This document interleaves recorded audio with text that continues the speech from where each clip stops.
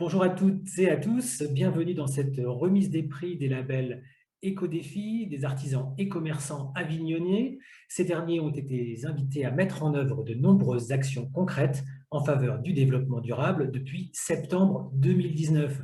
Mise en place du tri sélectif, usage de produits d'entretien écologiques, non polluants, économie d'énergie, transport doux, tous azimuts. Les défis leur ont rapporté des étoiles lors des évaluations. Celles et ceux ayant obtenu le plus d'étoiles ont reçu le label Éco-Défi or, puis argent ou bronze selon leur niveau d'engagement. Ainsi, 67 établissements ont été labellisés lors de l'opération, dont 24 en or, 31 en argent et 12 en bronze.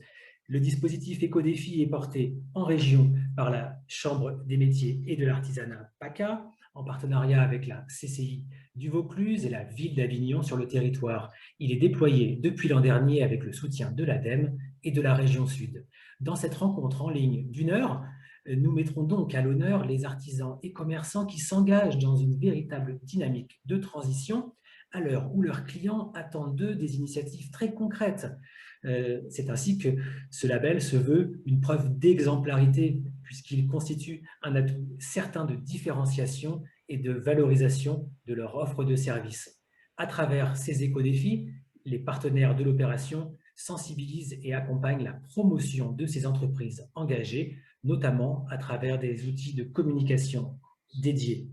En préambule au débat, la parole est donnée aux élus qui soutiennent la démarche.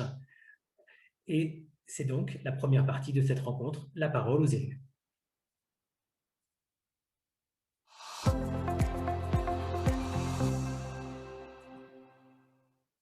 J'ai le plaisir de recevoir Madame Cécile L, maire d'Avignon. Bonjour Madame le maire.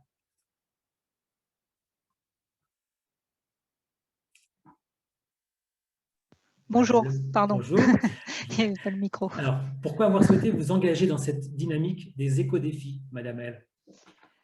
Parce que je pense que pour les objectifs qu'on s'est fixés là collectivement avec les élus de faire d'Avignon une ville en transition, bien sûr qu'il peut y avoir une impulsion donnée en fait par les élus locaux, mais après je pense que c'est à chacun des acteurs et des habitants de la ville d'Avignon de se rendre compte qu'on a un rôle à jouer, notamment par rapport aux défis climatiques et environnementaux.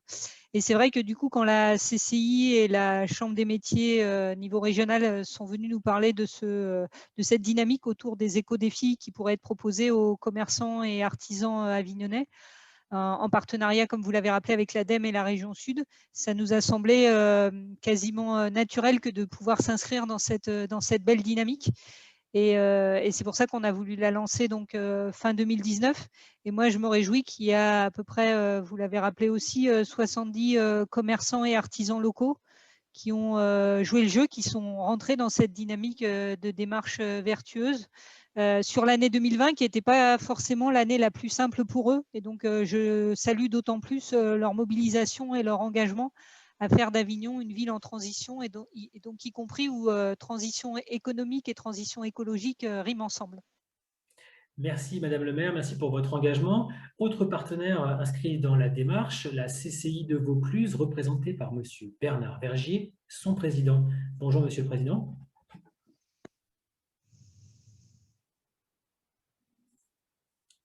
Monsieur Vergier, vous êtes avec nous?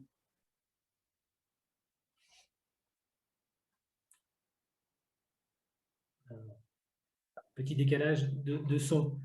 C'est bon là, vous m'entendez? C'est bon, on vous entend parfaitement bien, Monsieur Vergier. C'est à vous. Pourquoi la CCI du Vaucluse s'engage dans ces éco-défis, elle aussi?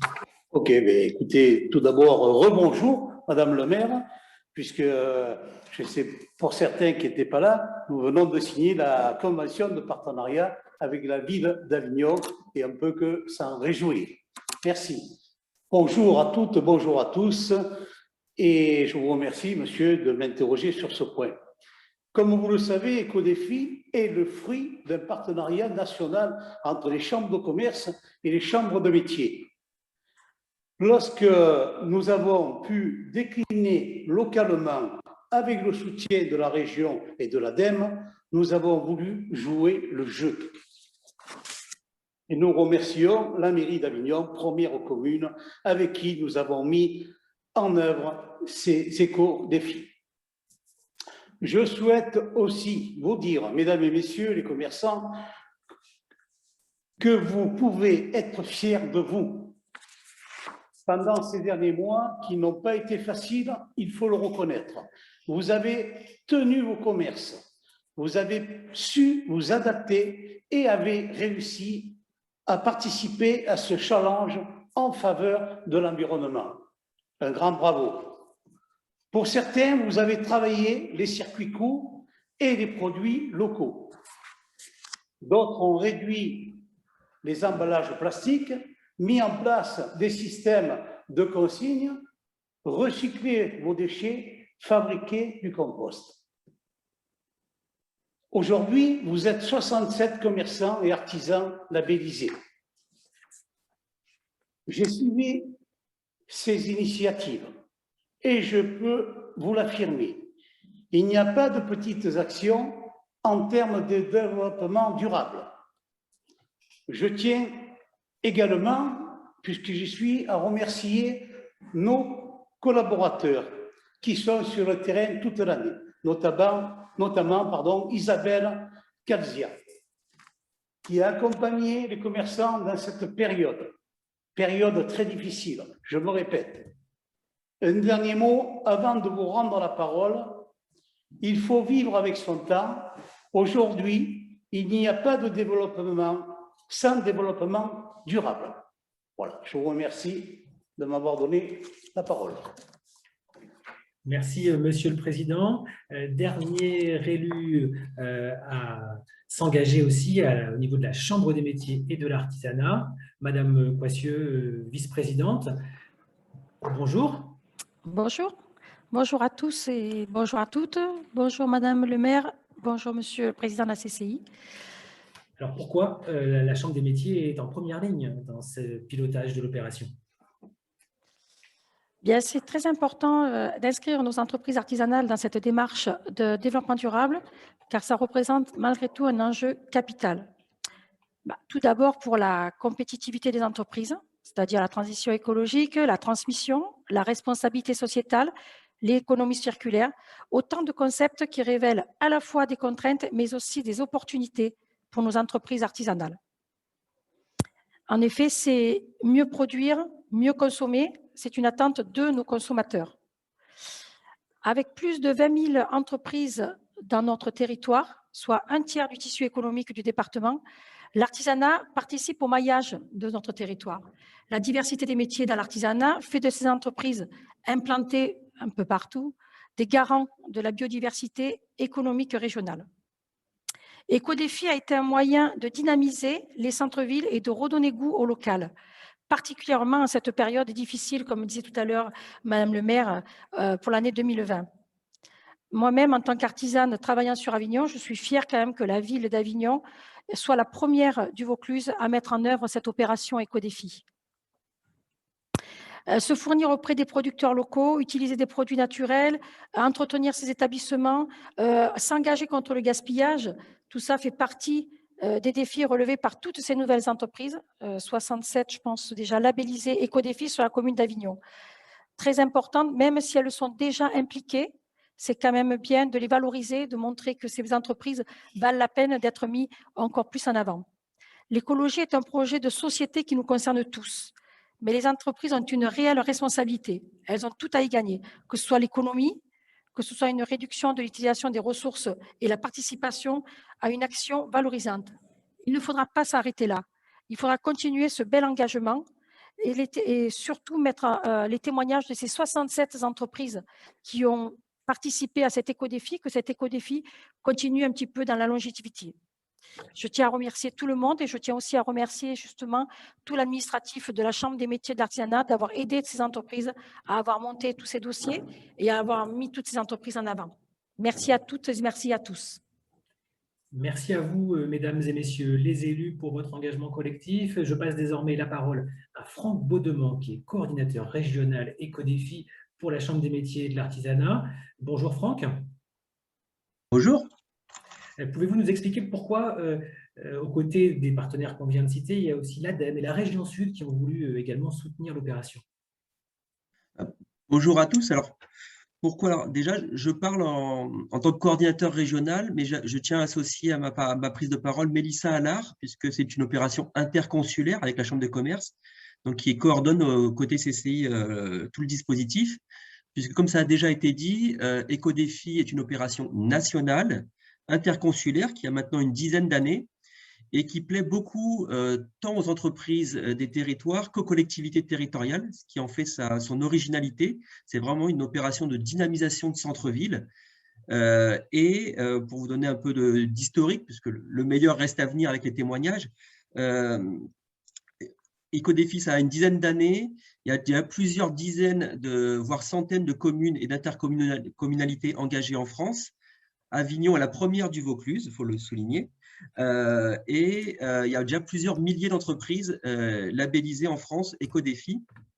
Il faut savoir donc qu'en région Provence-Alpes-Côte d'Azur, la marque a été importée par nos collègues des Alpes-Maritimes il y a 4-5 ans sur Grasse, Cagnes, Saint-Laurent-du-Var, et qu'au niveau régional, on a Digne qui a donc remis ses diplômes il y a 2 semaines. Et donc, Avignon est la deuxième grande agglomération, grande métropole, même première métropole, à remettre ses diplômes sur l'opération Écodéfi. Et voilà ce que je pouvais dire sur cette opération qui, effectivement, redonne beaucoup de sens dans les territoires dans un moment où on en a vraiment besoin. Et je tiens vraiment aussi à remercier les collègues. Donc, je pense à Isabelle Calzia, Nathalie Duchosal, Clara Léonard et Théo Buisson, puisque là, c'est la première fois qu'on a vécu ça. C'est une opération de l'Écodéfi qui a connu 3 confinements, déconfinements, reconfinements. Donc, ça a été assez complexe. Donc, c'est d'autant plus intéressant et assez enchanteur de vivre l'instant d'aujourd'hui. Merci. Merci Franck pour ce déploiement en région d'une belle opération Écodéfi. Et avant de donner la parole aux lauréats, je vous propose une courte vidéo d'interview avec Isabelle Calzia, justement de la CCI du Vaucluse, pour quelques éléments de contexte complémentaires. Et ensuite, on passera à la seconde partie, la table ronde avec les lauréats.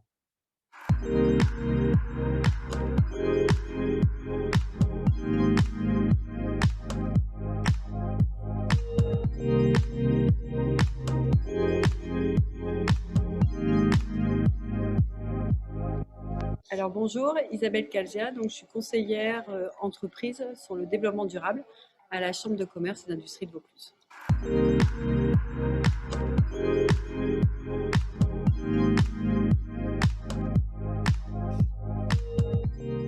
Donc en fait, l'opération Écodéfi des commerçants et artisans a été mise en place sur la ville de Vincelles, sur le territoire du Val-de-Marne en 2008.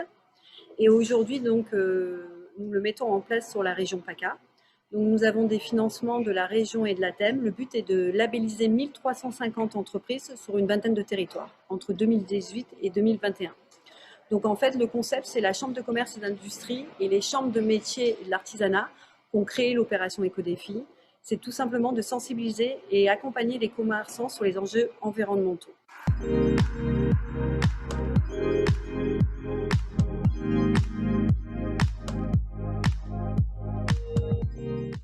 La ville d'Avignon donc, a été la première ville sur le territoire du Vaucluse à s'engager sur l'opération Écodéfi, donc avec la CCI et la CMA, en 2019. Et aujourd'hui, nous sommes en phase de finalisation de l'opération pour labelliser les commerçants sur 2 ans.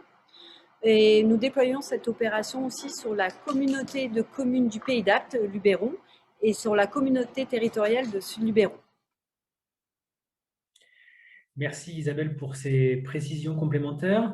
Deuxième partie de cette rencontre en ligne, la parole à 4 lauréats avignonnais. C'est la table ronde de cette rencontre.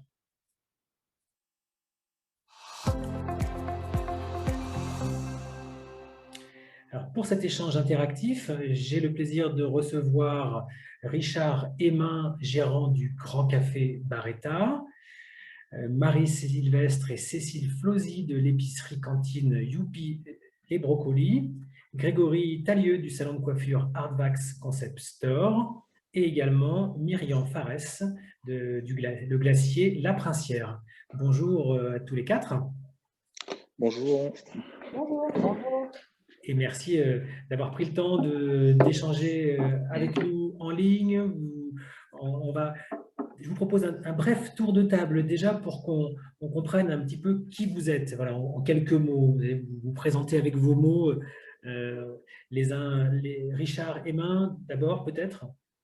Oui, alors bonjour à toutes et à tous. Voilà, propriétaire du Grand Café Barretta, 14 place Saint-Didier à Avignon. Bon, parfait Richard. Marie-Sylvestre et Cécile Plauzy, l'épicerie cantine Youpi des Brocolis. Alors nous, on est à Saint-Ruf, on est juste extramuros sur le tracé du tram depuis 2017, fin 2017. Grégory Talieu. Et bonjour. Oui. Bonjour, donc je suis au 16 avenue Pierre-Sémar, au tout début de l'avenue Pierre-Sémar, vers le palais de justice. Et Myriam Fares de l'entreprise La Princière. Myriam. Je ne pouvais pas autoriser. Je peux pas autoriser. Vous êtes en ligne, Myriam. Oui. Ah, ça y est. C'est parfait. En fait, je ne pouvais pas autoriser, je ne pouvais pas activer le son. Ça fonctionne désormais, pas de problème. Alors, okay. Puisque vous êtes avec nous, Myriam, on va démarrer d'abord pour comprendre, bien sûr, le glacier, la Princière, ce que vous faites en quelques mots. Pouvez-vous nous expliquer pourquoi aussi vous vous êtes engagé dans la démarche Éco-Défi, Myriam? En fait, je pense que j'étais déjà engagé, j'ai toujours été engagé depuis que j'ai monté mon entreprise en 2012, travailler avec des produits locaux, ne pas avoir de pots en plastique pour vendre mes glaces, éviter, trier les déchets, du verre, des bouteilles de lait, etc. Enfin, de tous ces déchets qu'on peut avoir dans une entreprise. Donc, chez moi, il y a toujours eu des poubelles différenciées. Voilà, je forme mon personnel à ça. On a installé des mitigeurs. Enfin, tout a été déjà prévu. Donc, quand on est venu me voir pour Éco-Défi, j'ai dit, bah oui, ça va pas être compliqué, quoi. Bref. Merci pour votre engagement, Myriam. Richard, Grand Café Barretta, pourquoi aussi avoir souhaité relever l'éco-défi?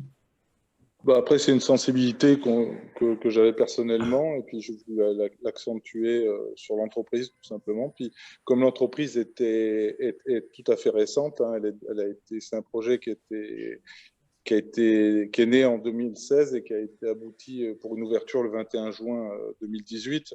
Donc, on en a profité effectivement pour mettre, en ce qui concerne la gestion d'énergie et toute l'organisation cuisine, salle et autres, de mettre en place tout ce qui pouvait correspondre, ce qui est rentré du moins dans le cadre d'Éco-Défi, quoi, du moins. Voilà. Et Grégory, Ardrax Concept Store, pourquoi aussi vous avoir souhaité relever cet Éco-Défi? Nous, on était déjà quand même assez impliqués dans l'écologie depuis 2016, depuis qu'on avait déménagé dans notre nouveau local, parce que j'avais conscience que le métier de coiffeur n'était pas le métier le plus écologique, malheureusement. Donc voilà, on avait déjà… Pourquoi en quelques mots Consommation d'eau, d'électricité, vente de bouteilles en plastique, voilà, ça commençait à me peser un petit peu. Donc, on avait déjà commencé à mettre plein de choses en place. Et quand Isabelle est venue me voir pour le défi, j'ai accepté parce qu'on était déjà très impliqués, quoi.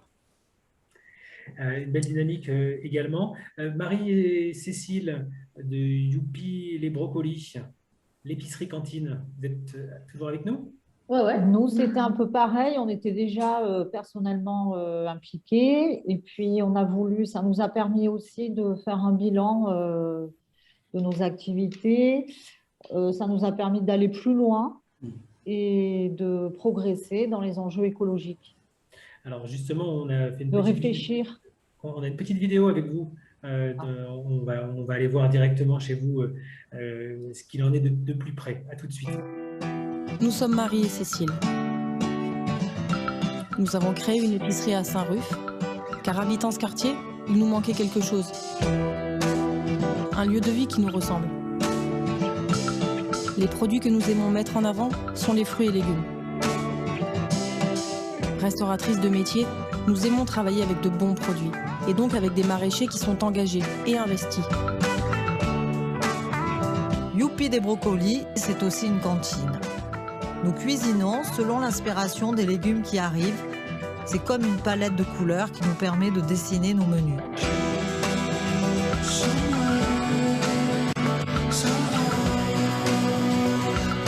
On aime mettre en valeur une cuisine saine, simple. Et notre bonne humeur, je pense, fait de ce lieu un endroit agréable et très sympathique.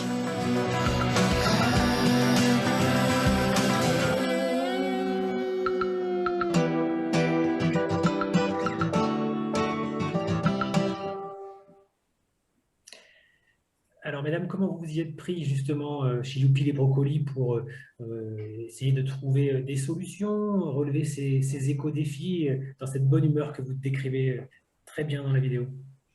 C'est notre concept en fait à la base. Hein. Nous, on était contre le gaspillage. On arrive quand même de la restauration traditionnelle et en ayant beaucoup travaillé, tu te rends compte qu'il faut éviter tout ça. Comme Greg à Arboix, en fait, il faut que ça vienne de nous et c'est quelque chose qui est en nous en fait, de faire attention à comment on achète. On est acteur de tout ça. Et effectivement, dans le concept même de Youpi des brocolis, l'idée c'est de faire en sorte qu'il n'y ait pas de gaspillage. Aussi bien, il y a l'épicerie où du coup les cuisinières viennent se servir, mais aussi très vite, s'il y a des produits qui sont moins jolis, hop, ça passe en cuisine parce qu'ils sont encore bons, ils ne sont pas foutus. Donc c'était inhérent au concept. Une belle complémentarité en fait. C'est deux activités très complémentaires. Très complémentaires, mais c'est original, on ne le voit pas forcément associé comme ça. C'est ce qui fait aussi la force du projet. Au niveau du Grand Café, Richard, comment vous y êtes pris pour essayer de transformer certaines choses, relever des difficultés pour réaliser ces éco-défis? En fait, le fait d'avoir du moins cette mission, ce mot défi, pour un chef d'entreprise, c'est toujours intéressant de relever un défi. Et je trouvais qu'il était opportun, vu l'époque où on vit. Hein. On a passé, je crois, 5 révolutions industrielles. On nous a porté pendant 10, 20 ans, 30 ans en arrière à surconsommer. Et bon, maintenant, on rentre dans un autre modèle. Donc, il a fallu... Donc, petit à petit, on a des sensibilités en fonction des personnes, de là où on vit, de ce qu'on peut faire ou de là où on est. Voilà. Donc là, moi, je trouvais ça intéressant. Comme je vous l'ai dit, je suis parti d'une affaire neuve. Donc, tout ce qui est la gestion d'énergie, tout ça, on a pu le mettre en place très, très facilement. Une éco-conception, finalement. Il y a cette idée que vous l'avez pensé aussi avec cette dynamique.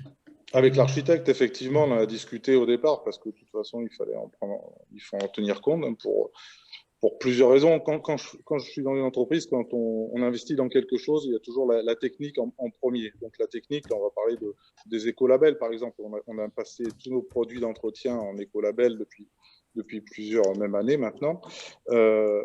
C'était en premier, c'était la technique. Est-ce que la technique nous donnait autant de résultats, autant de satisfaction là-dessus? Dans la technique, il n'y avait pas de souci, c'était autant fiable, même voire peut-être plus fiable que les autres produits. Et après, il y a l'aspect économique et l'aspect image derrière, qui vient toujours dans mes choix dans l'entreprise. Donc, l'aspect économique, finalement, il n'y avait pas une si grande différence que ça, pour être franc. Et en termes d'image, c'était important parce qu'on voit que les gens qui travaillent ici, qui utilisent ces produits-là, ils sont pleinement... on voit qu'il y a un ressenti qui est positif. Très positif. Et puis, c'est important ce que vous venez de dire, qu'économiquement, il n'y a pas de différence. Ça, c'est souvent un frein, donc frein psychologique notamment. Paradoxalement, effectivement, le produit éco est mécaniquement normalement plus cher qu'un produit traditionnel, mais il y a comment je pourrais dire, il y a une approche, une sensibilité qui fait qu'on a une attention dans l'utilisation plus avec parcimonie ou avec un peu plus d'attention. Vous voyez ce que je veux dire? Donc du coup, voilà, puis on l'utilise un peu comme une fontaine de jouvence quelque part. Ça y est. Ça rend précieux forcément les usages. Je crois que justement que chez Grégory Talliot au salon de coiffure Ardoix, on fait attention aussi à tout ça avec les éco-produits, Grégory. Oui, tout à fait, tout à fait. On a commencé à changer de bord déjà dans nos produits à la revente, utiliser des produits plus naturels, préférer les circuits courts, les marques françaises, depuis 2016, comme je disais tout à l'heure. Oui, puis depuis longtemps déjà, vous étiez engagé dans la réutilisation des cheveux, le recyclage. Oui, le recyclage des cheveux. Alors, au niveau associatif, déjà, premièrement, parce qu'on essaie d'envoyer le maximum de mèches les plus longues possibles à des associations qui créent des perruques pour les enfants malades. Et ensuite, le recyclage des cheveux, on travaille avec Coiffeur Juste, on envoie tous nos cheveux et crée des fertilisants pour le sol, qu'est-ce qu'ils font? Ils font des boudins pour stopper les marées noires aussi. Voilà. Des usages multiples qu'on ne soupçonne pas. Oui. D'ailleurs, on a en ligne avec nous, si mes fiches sont bonnes, Claire Gaudiard, des Petites Choses, qui est une structure qui intervient avec les artisans commerçants, notamment du territoire d'Avignon, et qui propose des solutions aussi pour la réutilisation des déchets. On l'écoute un instant pour compléter vos propos, Grégory. Merci. Bonjour à tous. Bonjour Claire. Bonjour. Je suis ravie d'être là avec vous. Alors donc, je suis la coordinatrice de la structure Les Petites Choses Ressources Créatives. Et en effet, notre association travaille depuis maintenant 3 ans sur la récupération des déchets d'activité économique, des artisans, des commerçants, des entreprises, mais aussi des particuliers, pour la remettre dans le circuit de la création. Donc, nous, on s'intéresse à des déchets spécifiques qu'on va pouvoir, déchets d'emballage, papier, plastique, carton, voilà, un vaste panel finalement, qu'on va récupérer et qu'on remet au service du territoire pour la création artistique, culturelle, pédagogique, ludique. Donc, voilà, aujourd'hui, on est soutenu par la ville d'Avignon pour tenter une expérimentation auprès des commerçants avignonnais et artisans. L'objectif, c'est de diagnostiquer le potentiel créatif des déchets, ceux qui ne sont pas recyclés, donc, du coup, ou en tout cas ceux qui pourraient être surcyclés, qui pourraient avoir une deuxième vie au-delà du recyclage. Donc, on vient rencontrer les commerçants, on leur explique notre projet, on regarde les poubelles pour voir ce qui peut être sauvable encore. On met en place une collecte personnalisée en fonction du réemploi que nous, on a derrière avec les écoles, les crèches, les centres sociaux. Et puis, on travaille ensemble à éventuellement la mise en place d'un d'éco-emballage pour les clients qui, en fait, pourraient fabriquer leur propre emballage à partir des déchets d'activité économique des artisans et commerçants avignonnais. Donc, Merci Claire. L'appel a bien été passé pour celles et ceux, artisans, commerçants qui nous écoutent. Voilà une solution concrète sur le territoire pour vous accompagner dans cette valorisation des déchets. Très bel engagement voilà, avec cette structure.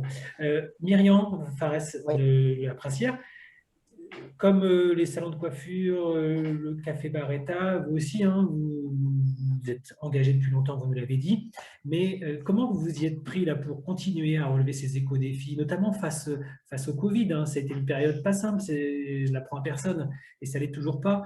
On est toujours confinés, dans quelques jours un peu moins, mais comment vous avez fait chez La Princière pour trouver des solutions concrètes dans votre engagement RSE? En fait, nous, on a 2 activités à La Princière. Donc, il y a celui effectivement des glaces et des sorbets. Et puis, on a une activité de restaurant plutôt ciblée sur de la crêperie au sarrasin, puisque ma grand-mère était bretonne.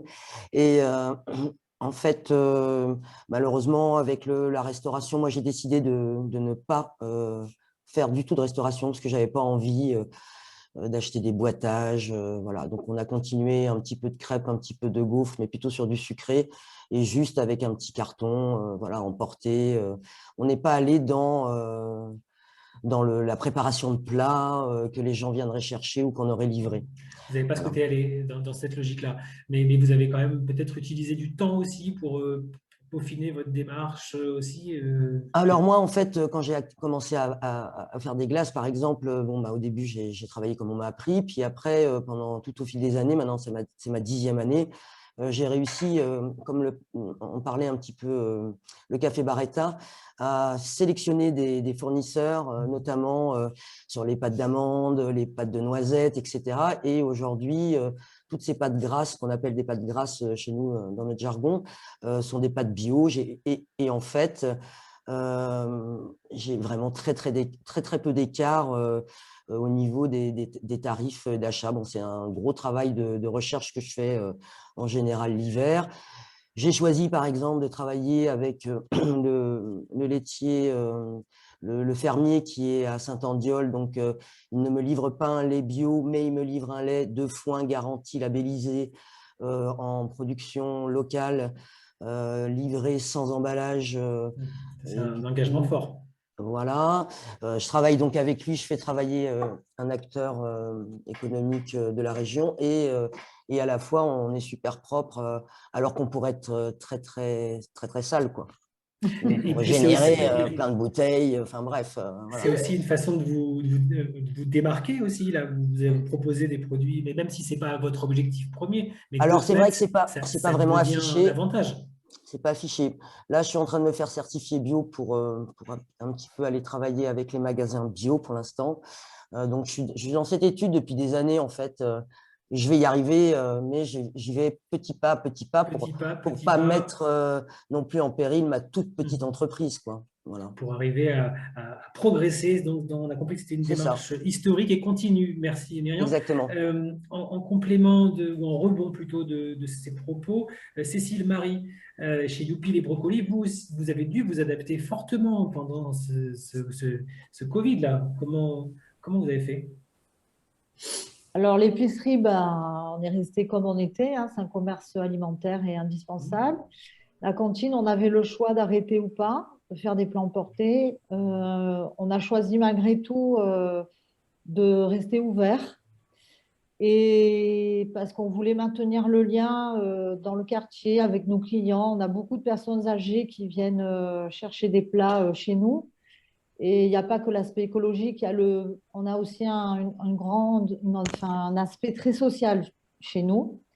On a voulu garder ce contact et on a proposé, en fait, on leur a suggéré d'amener leur gamelle. Et s'ils n'amenaient pas leur gamelle, on leur a imposé une taxe gamelle. Alors, c'est quoi une taxe gamelle? C'est-à-dire qu'ils payaient 1 € de plus le plat s'ils n'avaient pas leur propre gamelle, leur propre récipient. Et c'est quoi le résultat de cette… Le résultat, c'est un succès, c'est bien. Ça s'est bien passé parce qu'on a eu à peu près que 20% de personnes qui oubliaient leur gamelle. Enfin, on n'a plus d'assiettes. Hein, on n'a plus d'assiettes. Pour vous, c'est bonne vaisselle. On a prêté nos assiettes, des fois. Les gens se sont équipés de leur propre tupperware qui ramenaient chaque jour et puis on leur remplissait. Et vous leur en proposez en consigne éventuellement ou pas? C'est une solution que vous avez imaginée, celle-là ou pas? On l'a imaginée, hein. Vraiment. Tous les jours, on l'imagine. mais pas encore, ou pas? Mais pas encore parce qu'il y a un problème de laver, désinfecter les récipients. Et ça devient… Et on n'a pas trouvé les gamelles adéquates aussi qui nous conviennent vraiment, mais on va le faire. On voulait faire de la consigne. Ouais, de la consigne. Mais oui, c'est pour ça que je vous en parle, parce que je vous enverrai d'ailleurs le contact d'une structure qui le fait ailleurs que sur Avignon. Les marmites volantes. Et qui travaille avec Pyrex. Ils ont des ah oui, ça c'est bien. C'est vraiment pas mal. Mais voilà, c'est peut-être un éco-défi encore d'après. En tout cas, on voit que vous avez déjà une démarche très engagée et pleine d'imagination. Grégory, chez Airbax Concept, comment vous vous êtes adapté à ce contexte, vous, commerce essentiel? Alors, on a d'abord été fermé sur les premiers confinements, mars et avril 2020. Novembre, on a été fermé aussi. Et pour les réouvertures, je me suis refusé d'utiliser du jetable. Ça a été un éco-défi à relever. Ah, mais complètement, ça a été le plus gros parce que je refusais de faire ça à ma planète, vraiment. Donc, ça nous a demandé une logistique énorme et d'utiliser encore plus que d'habitude des lessives écologiques. Voilà, ça a été un gros investissement physique et financier aussi, pour le coup. Vous êtes une dizaine de salariés, c'est ça, hein, Alors non, pas du tout. On est une petite équipe. Hein. Nous, dans mon équipe, on est 4. Et ensuite, je propose de la location de fauteuils à des coiffeurs indépendants. Ah oui. Voilà. Ça c'est très innovant aussi comme concept, même si là, on est quand même sur du coiffeur partagé finalement. C'est de la coloc, voilà, c'est de la coloc en coiffure, quoi. Oui, mais le lien avec l'écologie, c'est aussi la mutualisation des flux, des lieux. Oui. On ne recrée pas un nouveau salon. Non, c'est ça. Une optimisation. C'est ça. Nous, le lieu est très grand. Hein. On a quand même 350 mètres carrés. On a beaucoup de fauteuils.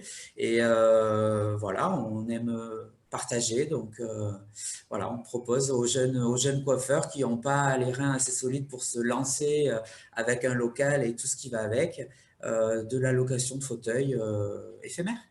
L'appel est lancé et s'il y en a qui sont avec nous, qui nous écoutent, peut-être vont-ils vous contacter. Richard, du Grand Café Barretta, comment vous avez dû vous adapter forcément dans un contexte où c'est fermé? Vous avez peut-être eu plus de temps aussi pour travailler votre démarche. Expliquez-nous comment vous avez… Alors effectivement, on n'a pas fait de emporter uniquement pour les fêtes, Noël et jour de l'an. Et concernant le emporter, tout partait dans de la vaisselle du restaurant et on nous restituait la vaisselle ensuite. Donc il n'y avait pas de jetable ni rien là-dessus. Et après, le reste du temps, effectivement, je suis resté fermé, mais par contre, j'en ai profité pour restructurer des tas de choses, pour replanifier des tas de choses et se mettre à jour. Voilà, tout simplement, plancher sur des dossiers qu'on n'avait pas eu le temps avant et c'était, on va dire, profitable pour être sincère. Merci Richard. Une question pour vous autres également de la table ronde. Vos clients, finalement, qu'est-ce qu'ils en ont dit de cette démarche RSE, Marie, Cécile, chez Youpi les Brocolis? Quel retour vous avez eu de vos clients aussi? Même si vous, on sait aussi qu'il y a une démarche depuis le début, mais forcément, vous cherchez à vous améliorer dans cette logique des éco-défis. Quel retour client, finalement? Ils étaient super contents en fait. Au départ, on les avait prévenus 15 jours à l'avance qu'on allait mettre en place cette taxe gamelle. Et moi j'ai toujours peur de les fâcher un peu au départ, mais en fait, non, il faut quand même être sûr de ce qu'on veut mettre en place. Et, oui, parce que c'était un risque aussi de faire ça. Oui, bah, tu payes quand même 1 euro. Après, on ne fait pas payer 1 euro sur chaque. On ne fait pas dessert, on le fait sur un menu, mais quand bien même. Et en fait, une fois que tu assumes ton choix, en fait, c'est pas si grave, quoi. Et donc, on l'avait mis en place en avant. Et voilà, on a dit, hop, à partir du 1er décembre, on le met en place. Et les gens, ils comprennent, en fait. Ils disent, ben voilà, il faut qu'on prenne le rythme. C'est comme les petits sachets que tu ramènes quand tu viens faire tes courses ou ton sac à sac. En fait, les gens, ils n'y pensent pas. Ils pensent, voilà. Et donc, du coup, toi, tu leur dis, mais attends, si tu fais ça, on va éviter plein de déchets. Et nous, ça nous met mal d'aller acheter des espèces de boîtes chez Métro. Et en fait, voilà, faisons comme ça, c'est beaucoup plus simple. Et après, tu dis, mais carrément, tu as raison. Et voilà. C'était plutôt hyper bien vu. Alors ça, c'est pour le retour client, mais aussi, est-ce que ça a permis finalement peut-être d'augmenter votre chiffre d'affaires? Est-ce qu'il y a une hausse ou pas? Allez, on ne va pas rentrer dans les chiffres précis. Non, je ne crois pas, mais en tout cas, ça nous a fait moins de mal à nous d'acheter des boîtes. Limiter les pertes, déjà. Ouais, voilà. Après, ça nous a évité pas une aussi folle période non plus. Non, forcément. On part pas en vacances demain. Bon, et ben peut-être après-demain. Mais en attendant, Grégory, chez Hardvax, vous également, retour client, positif, j'imagine, mais c'est peut-être aussi votre concept nature. Oui, nous, du coup, voilà, ça n'a pas changé finalement grand-chose. Alors oui, elles nous ont souvent demandé, mais vous n'utilisez pas de jetable? Et on leur expliquait que non, on faisait des machines 3 fois plus que d'habitude. Et puis voilà, quoi, elles nous connaissent, elles sont rassurées, elles savaient très bien qu'on n'allait pas leur mettre le peignoir de la cliente d'avant, ou enfin, ça n'a jamais été le cas de toute façon, quoi. Très bien. Et chez La Princière, Myriam aussi, moi, je voulais juste revenir sur les consignes. Moi, j'ai mis en place des consignes en ce qui concerne ma vente de bûches de Noël. Comment ça s'est passé? Parce que je le fais depuis des années. En fait, les gens ne pensent pas venir chercher leur bûche avec une petite glacière. Et donc, j'ai mis une consigne à 3 euros. Donc, j'ai acheté 20 sacs en matière pas très biodégradable, je dois dire, mais j'ai consigné 3 euros le sac. Et je dois dire que depuis 6 ans, je fais tourner mes 20 sacs et on me les ramène. Et j'ai une boîte à pièces et je leur rends leurs 3 euros quand ils me ramènent leur sac. Et du coup, beaucoup de clients maintenant pensent à prendre leur sac personnel isotherme. Mais voilà, j'ai jamais racheté de sac et tout le monde est content, quoi. Ça crée un cercle vertueux. Alors, pour conclure cette table ronde, une question à tous les 4, réponse brève, s'il vous plaît. Votre éco-défi d'après, pour la marche d'après, pour continuer dans cette démarche continue que vous évoquiez, Myriam, tout à l'heure. C'est quoi l'éco-défi d'après pour vous? Peut-être Myriam en premier. Eh bien, écoutez, moi, je recherche activement quelqu'un qui pourrait m'aider à recycler mes déchets organiques, parce que j'ai beaucoup de déchets, de fruits, d'épluchage de fruits. Donc, il y a tout un tas de personnes, là, des entreprises qui s'étaient montées, mais visiblement qui ont fermé. Et par Marie, j'avais eu l'adresse d'une éleveuse de poules, de poulets, mais elle ne veut uniquement que des déchets bio, et moi, je n'ai pas uniquement que des déchets bio. Donc, je ne peux pas la fournir. Moi, je vais installer, je voulais le faire déjà, mais bon, il y a eu le Covid, donc je ne me suis pas engagée dans ces frais. Vous savez, de pouvoir servir aux clients de l'eau filtrée, minérale ou gazeuse, à remplir avec directement en magasin, et du coup, pour éviter les bouteilles de Perrier, enfin, toutes ces boîtages-là. Qu'est-ce que j'ai marqué d'autre? Le temps que vous réfléchissiez, Myriam, il y a Cyclocompost qui dit sur le chat qu'ils vont passer vous voir à la Princière. Voilà. Ah bah pourtant, je les ai appelés et puis ils ne m'ont jamais rappelé. On m'a dit que l'entreprise avait fermé. Ah bah génial. Ça arrive, c'est bon. Tant mieux. Et c'est aussi ça, l'éco-défi, c'est la création de liens. Vous vous connaissiez avant avec Marie, là, avec qui vous étiez en train d'interagir à l'instant, avant d'être dans la démarche éco-défi? Qui, Myriam et moi? Oui, enfin, vous connaissiez, il y a déjà des liens entre les entreprises, c'est ça ce que je veux dire. D'accord, c'est pas avec Éco-Défi aussi qu'il y a eu des connexions qui se sont mises en œuvre. Voilà, il y a forcément aussi cette dynamique de réseau. L'éco-Défi d'après chez vous, Marie-Cécile, c'est quoi? Nous, c'est pour aller plus loin, on a créé une association qui va vers la transition alimentaire, parce qu'on est au cœur en fait de l'alimentation. On s'est rendu compte que c'était vraiment important, que les gens en avaient besoin et que c'était nécessaire pour faire la transition écologique. Donc, on a créé récemment une association, La Traversée, où on va mettre en œuvre la transition alimentaire. On a besoin de vous d'ailleurs, tous. Et on a aussi créé un site marchand, Click and Collect, pour permettre aux personnes âgées et puis à d'autres personnes qui avaient du mal à se déplacer, pour aller vers le plus grand nombre, vers une bonne alimentation, pour leur donner accès. Voilà. Avec une livraison, mode de livraison douce, avec la roue qui tourne en vélo. Vous connaissez la société La Roue qui tourne, qui fait des livraisons en vélo cargo. Rien à voir avec Uber, donc on a compris. Et là, c'est vraiment du transport doux, de l'engagement et forcément aussi du sens. Dernière éco-défi d'après pour Richard. Alors, accentuer, aller plus loin dans les circuits courts. On le fait déjà, mais aller encore plus loin. Et puis, normalement, ce soir, je dois signer pour habiller toutes les personnes qui sont en salle avec des vêtements uniquement à base de coton bio-organique. Voilà. Donc, ils sont tous habillés de la tête aux pieds en coton bio-organique. Un bel engagement aussi. Merci Richard. Et du côté de Grégory Ardraxin, Salon de Coiffure, alors, après. Pour nous, on va continuer de sensibiliser nos clientes et d'éduquer nos clientes à l'écologie en mettant encore plus en avant le remplissage de shampoing, bien leur faire comprendre qu'il faut qu'elles reviennent avec leurs bouteilles pour qu'on leur remplisse leurs produits. Et j'aimerais sensibiliser mes confrères. Beaucoup plus sensibiliser mes confrères, voilà. Créer un réseau pour peut-être les engager voilà. au sein de la filière coiffure. Ouais. Parfait. Merci à tous les quatre. Merci pour votre engagement. Merci d'avoir pris le temps d'être avec nous. C'est la dernière partie de nos échanges. La parole aux autres lauréats.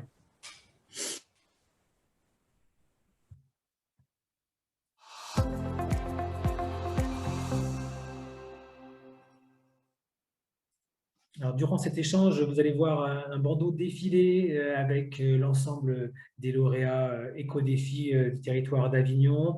Bien sûr, les 67 ne pourront pas prendre la parole, vous vous en doutez. On a 1h15 ensemble à passer maintenant. Il nous reste plus une vingtaine de minutes. Donc, on va essayer d'en donner la parole au maximum d'entre vous.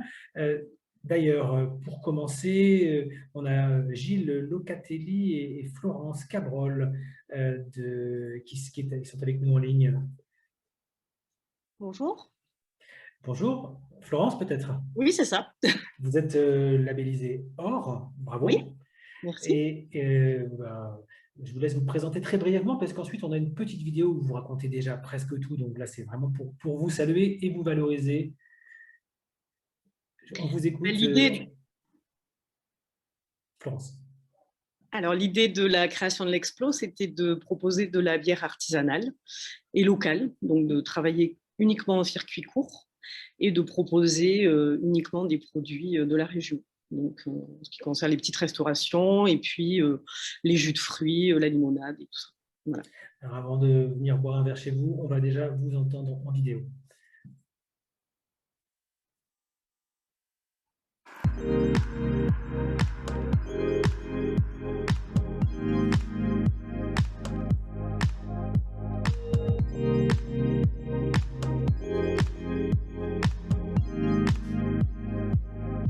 Donc l'Explo a été créé il y a 5 ans. Le constat était que sur Avignon, il n'y avait pas du tout de bar à bière artisanale. Donc nous, on a mis en place le bar pour valoriser des bières artisanales qui sont fabriquées localement sur un rayon maximum de 200 km.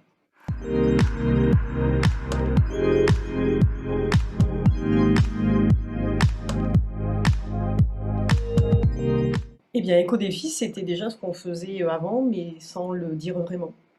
Donc là, ça nous permettait d'avoir une visibilité de ce qu'on faisait et aussi peut-être d'améliorer et de faire d'autres choses dans ce sens-là. Donc c'est pour ça qu'on a participé à Éco-Défi.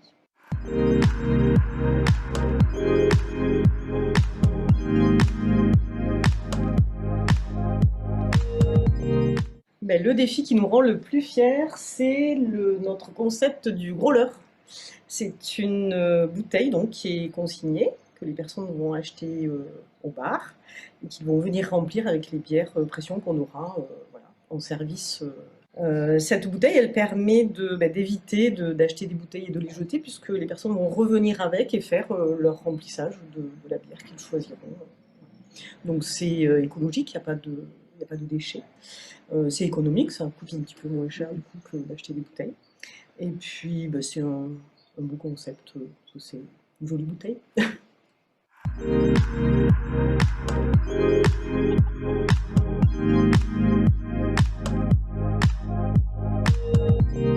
Eh bien, le défi remarquable, nous, globalement, on est très impliqués dans la vie associative locale, avec diverses associations. On a par exemple participé au nettoyage de la Sorgue qui borde la terrasse de l'Explo, pour la nettoyer avec une association. On fait aussi venir des personnes qui viennent faire des alternatives par exemple aux films plastiques. On est très impliqués localement.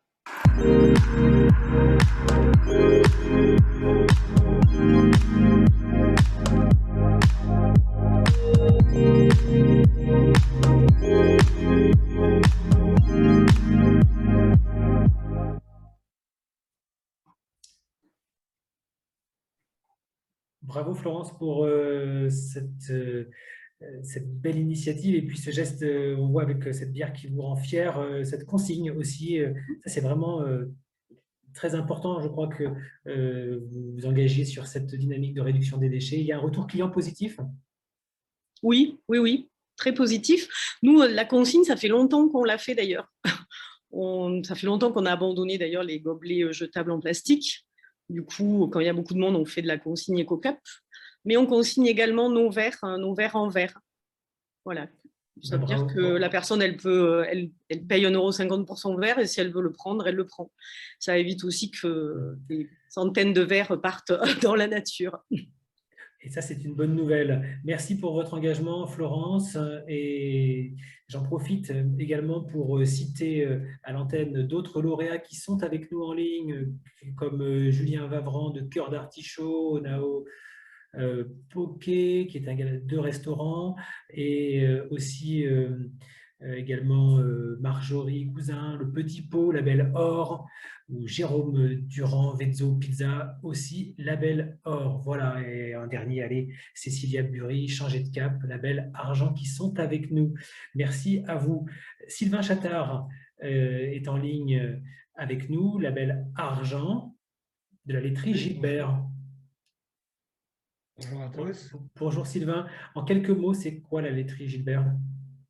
La laiterie Gilbert, c'est une fromagerie en fait où on cherche à mettre en avant tous les produits du terroir français. Alors, on travaille beaucoup sur On essaye en tout cas de développer beaucoup les partenariats régionaux, locaux, mais notre vocation, c'est surtout de soutenir tout le terroir français avec des produits artisanaux, mais qui viennent d'un peu plus loin que la simple région d'Avignon.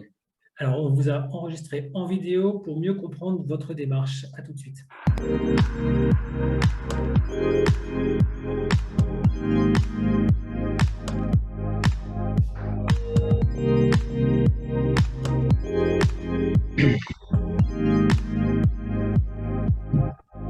Bonjour, alors je m'appelle Sylvain Chatin, je tiens la laiterie Gilbert d'Avignon, dans les rues piétonnes.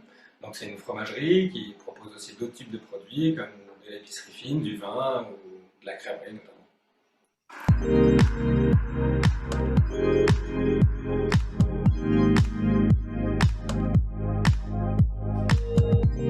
Alors j'ai participé au projet des éco-défis parce que j'avais envie de me remettre un peu en question sur notre empreinte sur la planète et de savoir et d'être accompagné aussi. Je trouvais que c'était intéressant d'être accompagné pour se poser la question sur tout ce qu'on fait, pas toujours bien, et qui pourrait être changé facilement pour profiter à la planète et à notre environnement.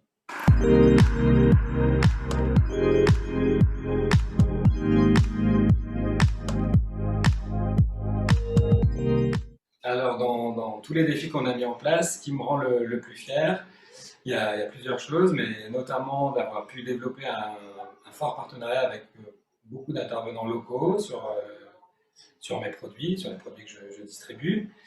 Donc ça, c'est intéressant. Je pense que c'est triste à dire, mais la crise du Covid nous a pas mal aidé là-dedans, parce qu'on s'est recentré un peu autour de chez nous. Donc aujourd'hui, on a beaucoup de produits qui sont locaux, pas que sur le fromage d'ailleurs, mais sur tout type de produits qu'on commercialise. Voilà, ça c'est important. Et la deuxième chose, c'est aussi tout ce qu'on a mis en place sur la réduction des emballages, d'être passé de sacs en plastique à des sacs en papier, même si c'est pas l'idéal, mais c'est parfois obligé. Et puis d'inciter aussi tous nos clients à réutiliser les emballages, à venir avec leurs contenants, à venir avec leurs sacs aussi pour éviter d'avoir à consommer pour rien des emballages.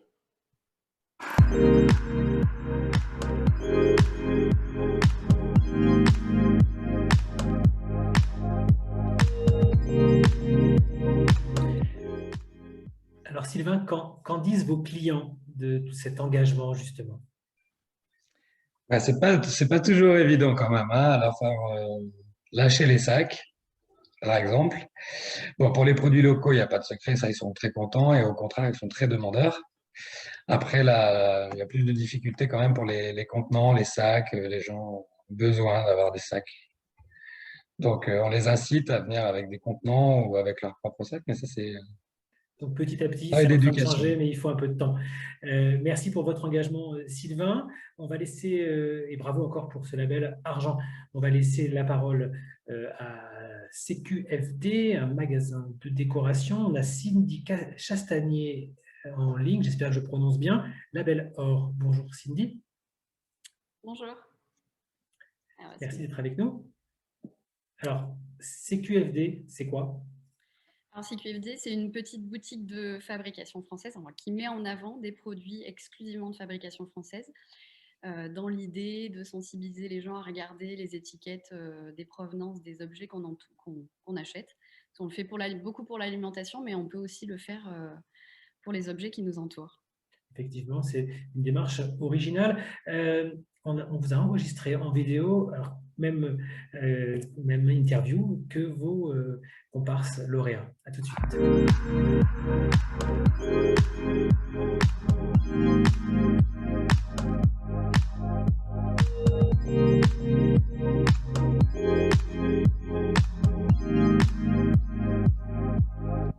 Je suis Cindy Chastanier, je suis commerçante depuis 2013. J'ai ouvert la boutique CQFD sur Avignon Intramuros où je propose une sélection de produits de fabrication française. CQFD, alors c'est les 4 petites lettres qu'on utilise en général à la fin des théorèmes mathématiques. C'est ce qu'il fallait démontrer. C'est pour montrer aux gens qu'on propose une sélection qu'on a vraiment envie de faire partager de A à Z au niveau de la traçabilité, au niveau de l'histoire des savoir-faire, au niveau de plein plein de choses. Voilà, on a plaisir à raconter l'histoire des produits. Qu'est-ce qu'est réellement la fabrication française? Alors, c'est pas que du design en France, et nous, notre sélection, elle est fabriquée en France, c'est pas que designée en France, c'est vraiment de A à Z. On a été contacté par la Chambre de commerce pour participer à Éco-Défi. Donc, nous, bien évidemment, ça fait partie de notre ADN, toute cette éco-responsabilité. Donc avec plaisir, on a voulu en savoir plus et relever tous les défis.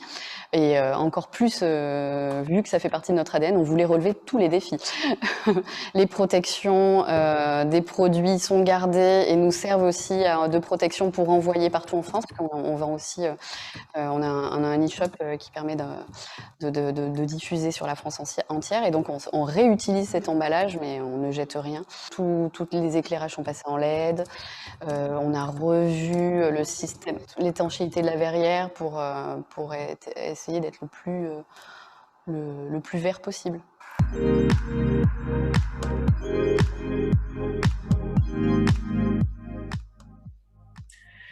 Vous nous avez bien démontré effectivement que vous travaillez à être le plus vert possible.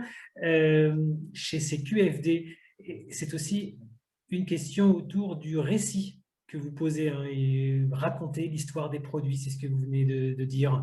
Et ça passe par là aussi, la transition, par raconter autrement les choses.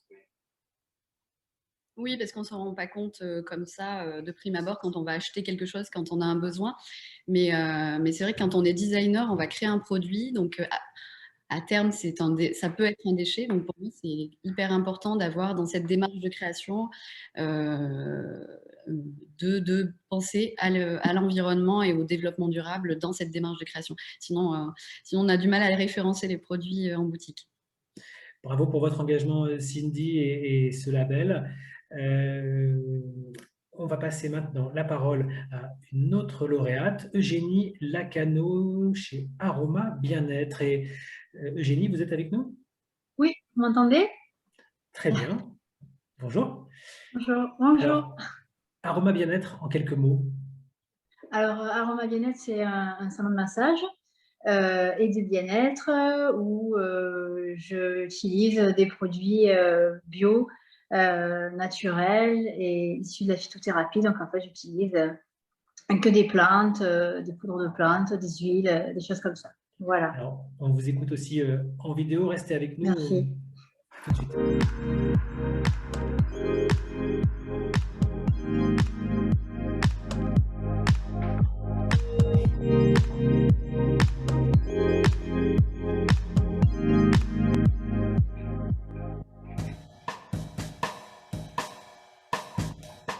Alors, je suis Eugénie Lacano, je suis masseuse et esthéticienne à Aroma Bien-être. Je suis spécialisée en phytocosmétiques, ça veut dire que j'utilise et je confectionne moi-même mes produits, qui sont donc des produits bruts, naturels et si possible biologiques.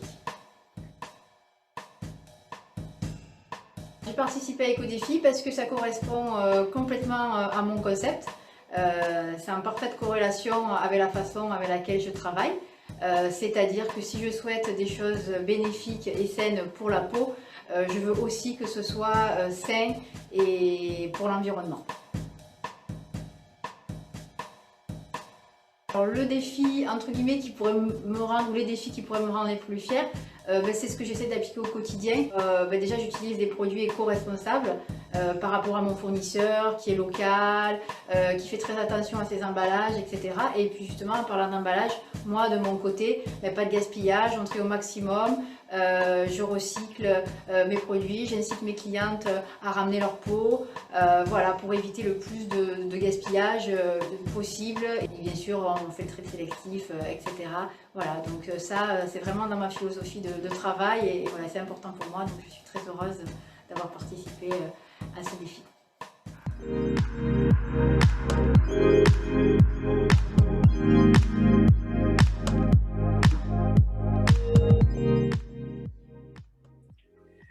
Alors, Eugénie, comment aller encore peut-être plus loin dans la démarche? Vous êtes label argent, et si pour aller vers l'or, qu'est-ce que vous pourriez faire comme marche d'après encore? Alors, j'essaie d'y réfléchir. Peut-être inciter davantage mes clientes à... J'essaye, hein, mais c'est pas encore évident, à ce qu'elles viennent de plus, quand je refais leur crème ou quoi, qu'elles reviennent vraiment avec leur contenant en verre, etc. J'essaie de le mettre en place. Bon, je me dis petit à petit, elles le feront peut-être plus automatiquement. Après, c'est des habitudes à faire prendre. Et après, peut-être au niveau de la lessive, essayer de trouver quelque chose encore de plus adapté, de plus écologique. Voilà, comme c'est pas facile. Mais voilà, j'y travaille. Ouais, voilà. Ça vous donne des idées aussi, ce que vous avez Oui, entendu oui, sur ça la donne des idées, consigne l'échange aussi. Voilà, c'est sympa, ça permet de voir un petit peu comment ça se passe chez les autres, ça peut donner des idées. C'est bien. C'est aussi la dynamique Voilà. éco-défi. Merci beaucoup, Eugénie. Merci à vous. On a également en ligne Céline Clément, coiffure. Bonjour Céline. Oui, bonjour. Vous êtes également lauréate. Merci d'être avec nous. C'est le salon de coiffure en quelques mots. Écoutez, j'ai ouvert il y a maintenant 16 ans. J'ai repris le salon de ma maman et depuis, il évolue. Et il évolue visiblement dans la dynamique écologie. On vous a interviewé en vidéo. À tout de suite. On vous garde en ligne.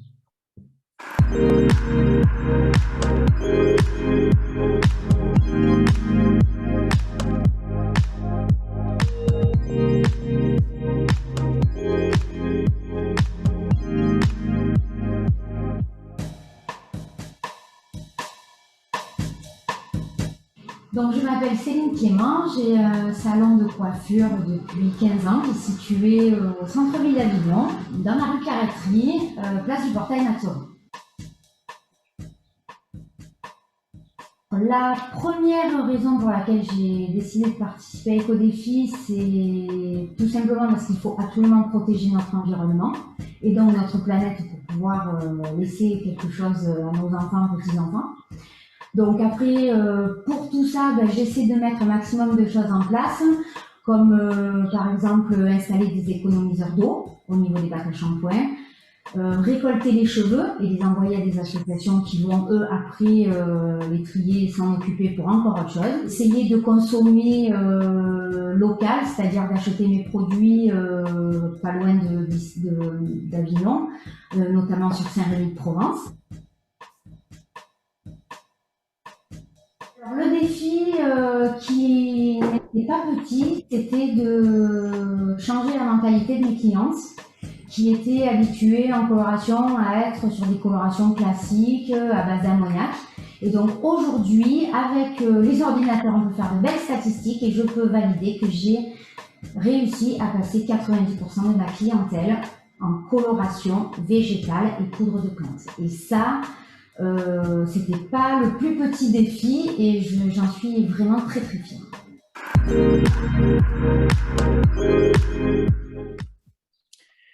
Merci pour cet engagement. On voit qu'il y a une démarche de fond qui est réalisée chez vous.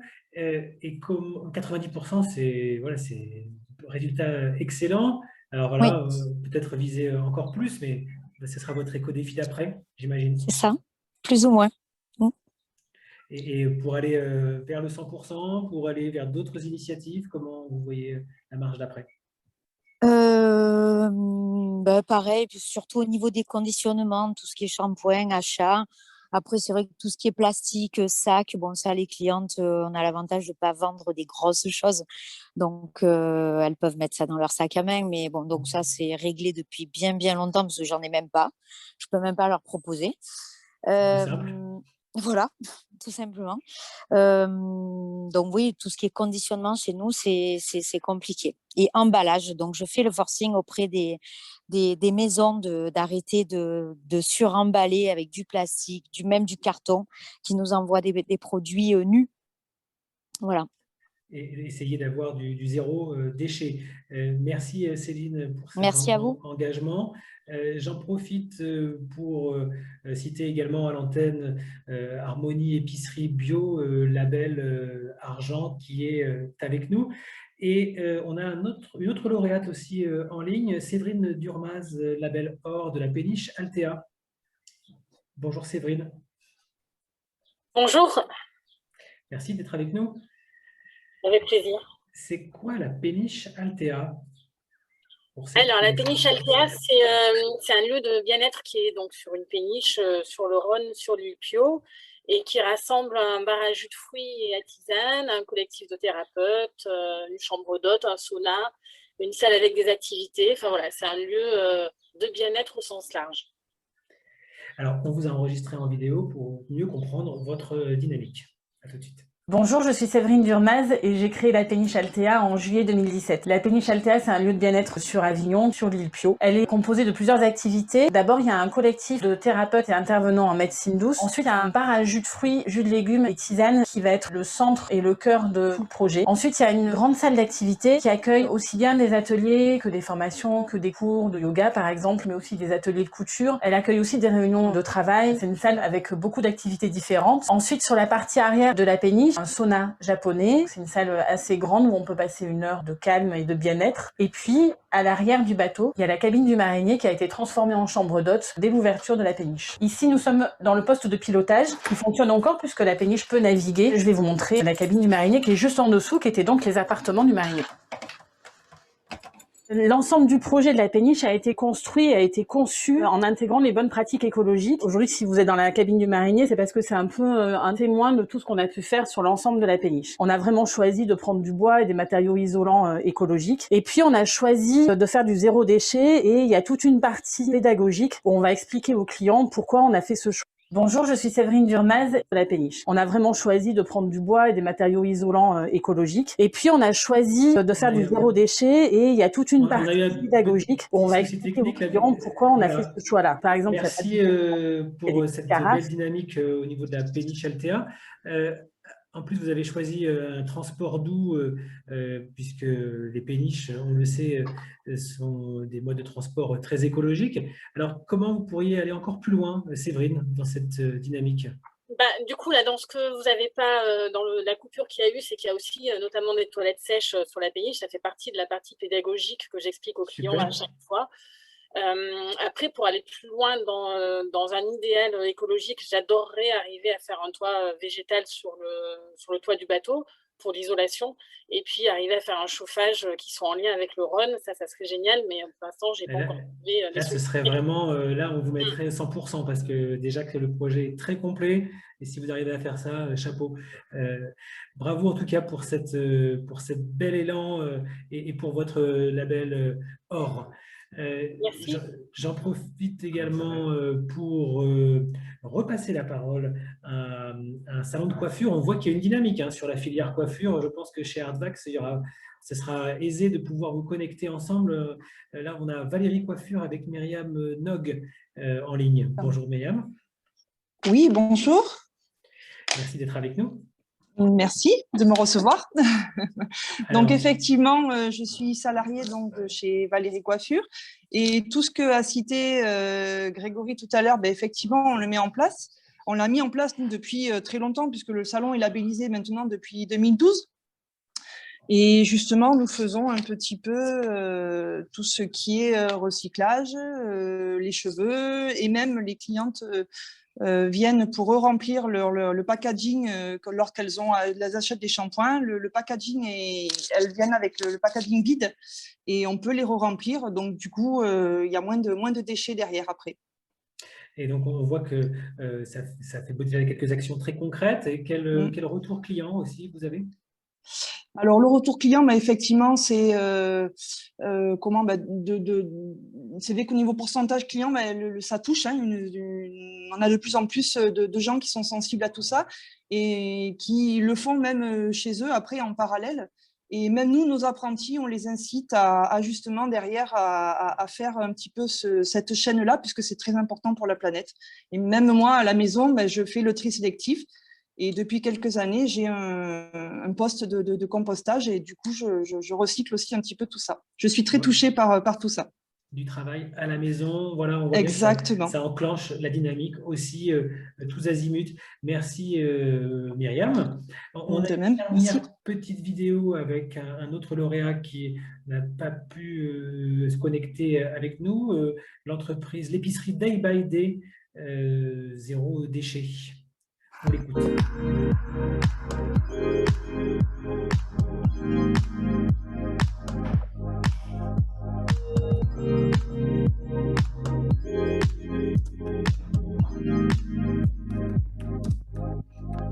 Bonjour, je m'appelle Vincent Félix, je suis gérant de l'épicerie 100% vrac Day by Day Avignon. Donc Day by Day, c'est une épicerie 100% vrac. Le principe, c'est qu'on va trouver presque 800 références de produits en vrac du quotidien, donc de l'alimentaire, sucré, salé, mais également des produits d'entretien, des produits d'hygiène et une sélection d'articles zéro déchet. Donc le tout sans emballage superflu et surtout en quantité à la demande. Au niveau des éco-défis, déjà je trouvais que cette initiative était très intéressante de la part de la CCI, de la Chambre des métiers et puis de la mairie, puisqu'elle permet de mettre en avant vraiment tous les efforts que peuvent faire les commerçants au quotidien pour diminuer leur empreinte écologique et puis faire du bien à la planète, comme par exemple gérer l'énergie au mieux, les déchets, tout ce qui est responsabilité sociétale. Le premier défi, tout naturellement, c'est celui de la diminution des déchets.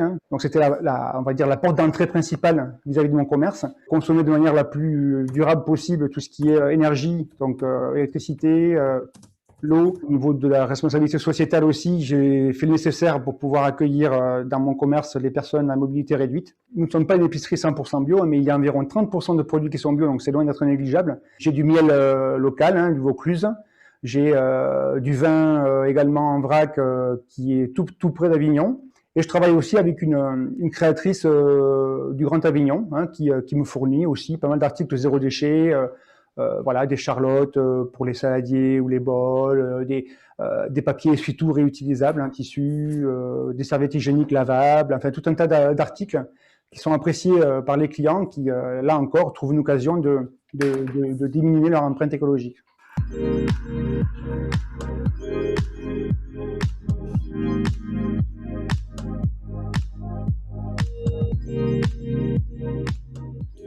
Un très bel exemple, là encore, d'engagement avec cette épicerie Day by Day zéro déchet.